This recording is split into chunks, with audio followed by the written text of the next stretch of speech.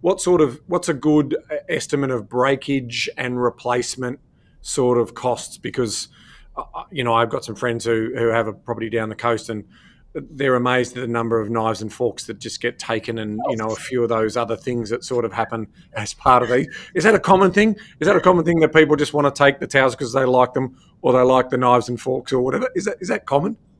Knives and forks. I bought this really cool one for my Richmond apartment, and people kept taking them. And so I've got a spare in the cupboard now because I thought from Freedom, and I thought if Freedom stops making it, then I have to replace the whole set. So I've got a spare, and every time I take a teaspoon, I take it from the spare set to make up my spare again. So it is knives and forks. So that's a thing. It is a thing. There we go. I don't know. It's weird. Yeah. Stains. So roughly how much? How much should we provision in our sort of general gross estimate of costs? Look, some properties are worse than others. Like my Richmond one, they were always breaking cutlery or taking cutlery or breaking plates or cups or things like that. But then I've got other properties where nothing goes at all. Like it's just nothing changes. Yeah. So I don't know. It's really odd. It's not a lot though. It really maybe 2% of annual. 2% of annual turnover or something along those lines. Yeah, and I generally will say, you've got to keep your towels and your sheets really fresh. So when they start getting really faded and you're washing them all the time and drying them all the time, you've got to replace them. But if you buy with quality, you'll get a good 12 months out of them. So I would say that, if you set aside almost like $500 a year just to replenish those sort of things, then you'd be pretty safe. But often you don't have to spend anything. But always have for a good period of time. That would be ideal. Okay, so then let's talk about insurances. That would be another big one I would have thought. Yeah, so all my properties are insured. So obviously building insurance if they're houses, but most of mine are all apartments now, so they're all insured. So I just have landlord's insurance, which is a short stay policy, which is slightly more expensive. But definitely worth having. The other thing to think about is when you're a professional host, Verbo doesn't offer any insurance. Booking.com offers a small amount if they process certain payments. Otherwise, if you do them, you've got to do it. Airbnb's got very good insurance when it comes to any damages or issues that you have. So you're covered for that. But always have the backup just in case. So tell me, just as a side note there, tell me the difference between a professional host and, say, a private host. What would you be classed as? So I'm a professional host when you have over a certain amount of properties, and also if you use a channel manager. So what a channel manager software does is if you're only on Airbnb, for example, you actually don't need channel manager. But what a channel manager does is it will, you update one system and it will feed out to Booking.com, Verbo, your own booking site, Airbnb, all of them. Channel managers are so expensive.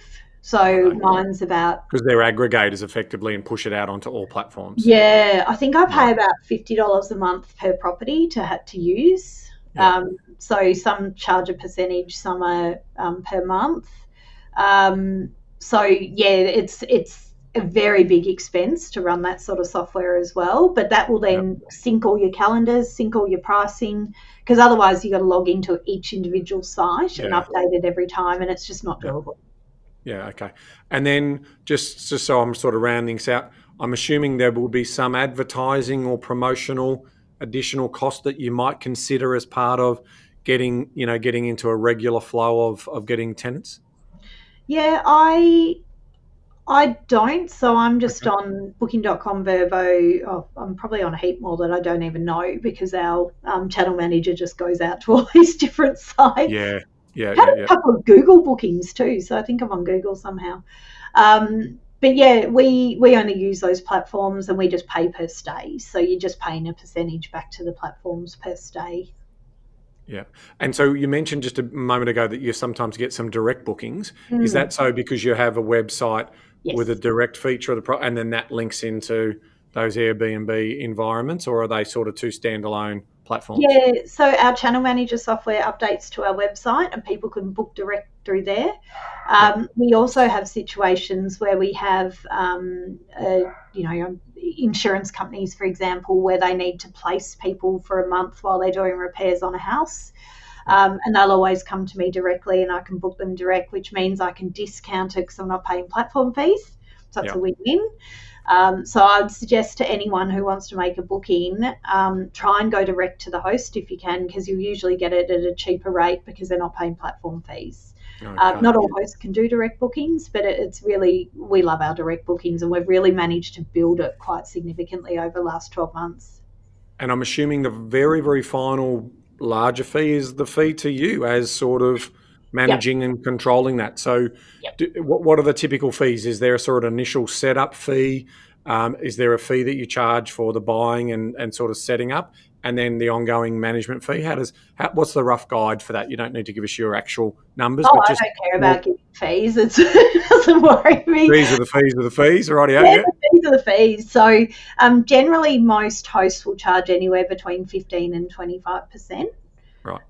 I charge 20 plus GST, but I only charge it on what the owner ends up with. So, what the example I gave before, Yeah, great. $1,000 minus out the cleaning fee, minus out the Airbnb fees, they end up with 750. I charge my 20% on that 750. So I'm not taking money off money they don't earn, right? Yeah. Whereas a lot of other hosts will charge less, but they'll charge it on the gross amount. Right. So very different. It's just the way I do it. I think it's cleaner and it's fairer. I do charge a initial listing fee, just a couple $100. It takes me about a day to set up a listing.